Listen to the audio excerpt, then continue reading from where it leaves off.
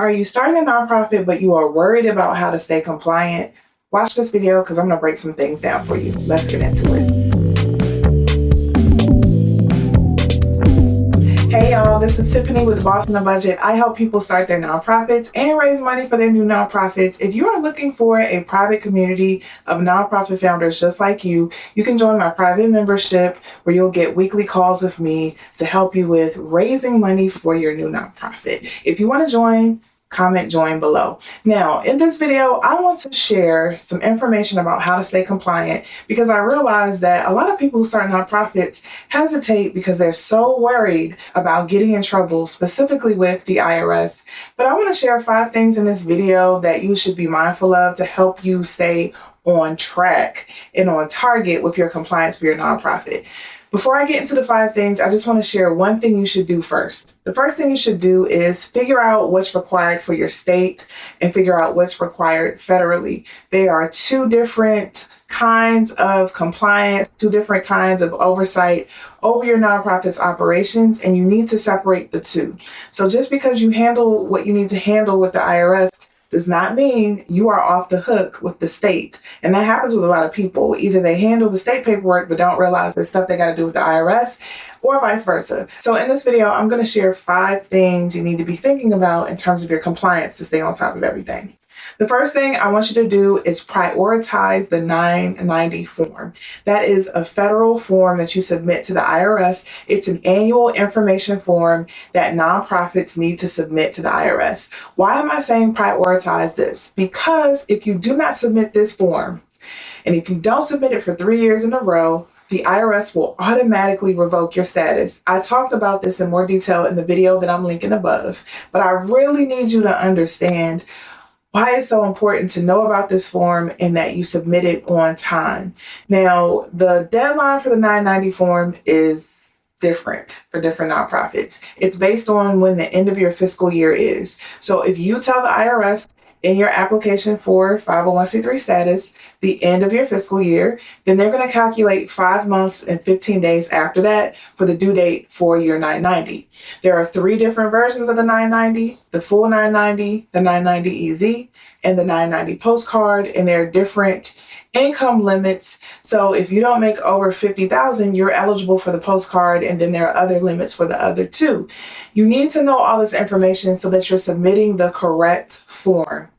And if you do not submit your 990 form, you may be subject to penalties. So just because you're a nonprofit doesn't mean that you're exempt from getting penalties from the IRS if you are not submitting the correct forms. And the reason why, one of the main reasons why they want you to submit this form is because they need to know what's going on. They need to make sure that the activities that you said you would be conducting, you're still doing that. You're still in line with your charitable purpose because they are monitoring the use of the tax exempt status because y'all, that's a privilege. Because otherwise they will be knocking on your door trying to get that income tax.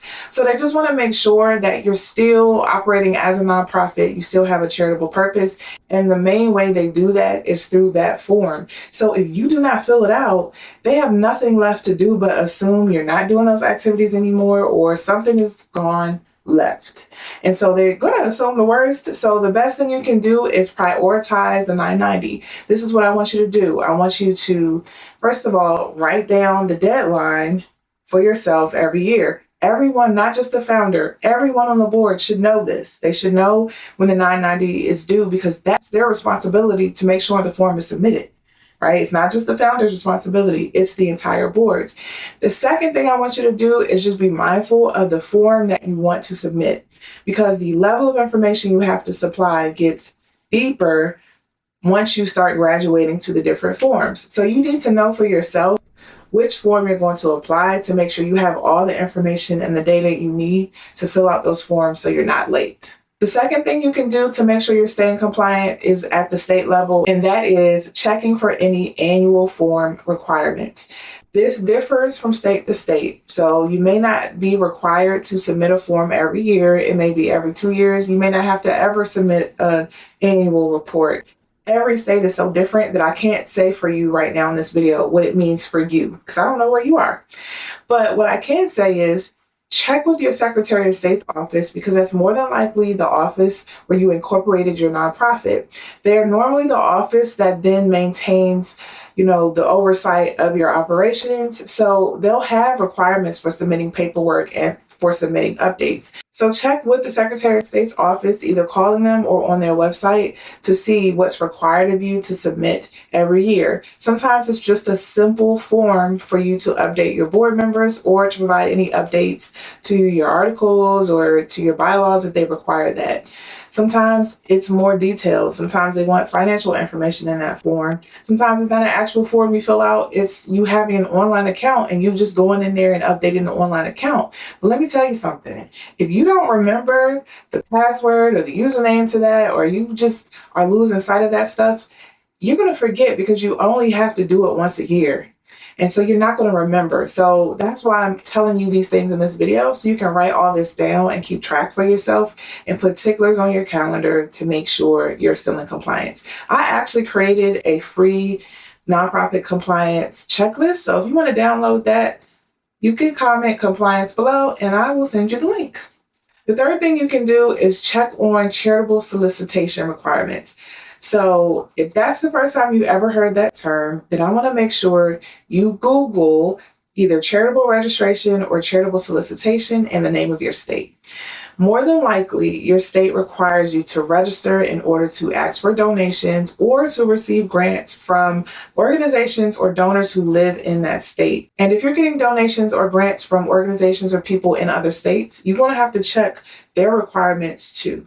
So you need to see if you're required to register for charitable solicitation or register as a charitable organization in order to receive donations. And you're also going to have to keep track of where people live, who give you money, because you may have to be registered in those states as well. And there's usually an annual requirement where you have to submit information every year and pay a fee. Now, the thing that's going to trip some people up is you may think, oh, you just got to update and say, hey, we're still here. No, it's a little bit more complicated than that. Most times the states want to see updated financial information. So you just need to be prepared to report on your income and your expenses to be able to fill out those reports. The fourth thing I want you to do is check on your local license requirements. So here's the thing. A lot of times on this channel, I talk very generally because I know that anybody, even outside of the US, may be watching this video.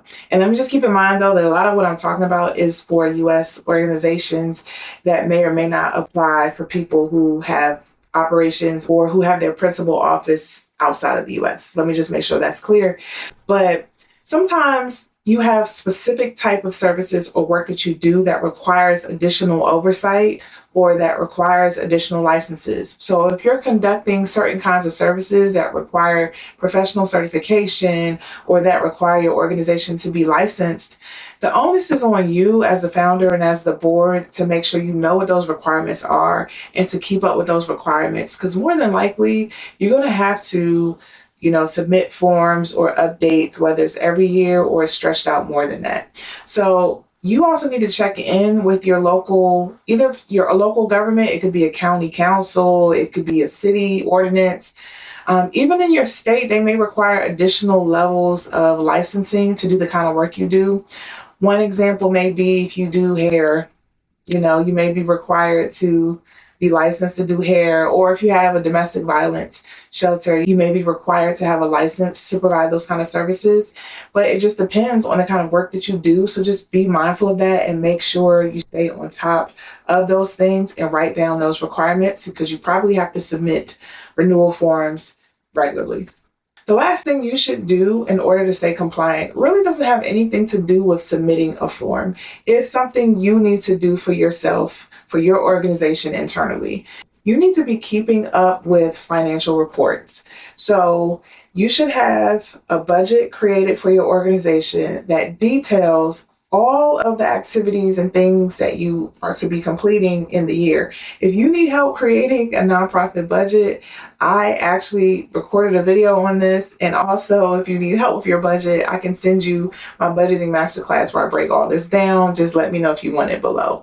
But you need to make sure, first of all, you have a budget, and then you need to be tracking what you spend. You need to be tracking the money that you bring in, and you need to be tracking them according to certain categories because, as I mentioned before, your 990 requires you to submit information, and the more detailed or the more money you make, the more detail you have to provide. And they want your expenses and your income to be categorized a certain way. The IRS is going to ask you to submit your expenses within 3 major categories. But if you haven't organized your finances in that way, it's going to be hell on earth. I'm sorry to be able to do it that first time. So what I want you to do in order to stay compliant is to also be on top of how you're tracking your income and your expenses, and make sure you're regularly pulling reports on what you spend and what you bring in. So you need to be creating certain forms like your statement of activities, which detail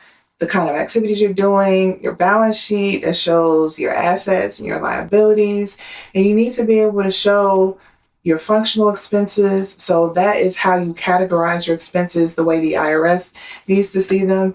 And just keep in mind that if you want to apply for major grants, they're going to want to see your financial statements, and then eventually you're going to be required to audit your finances. And so it really helps for your finances to be organized in the right way with acceptable accounting principles. So I just want to make sure that you stay on top of that. Even if you're super new, the more prepared you are from the beginning, the less headache it will be once it's time to start providing a lot of financial details for your organization.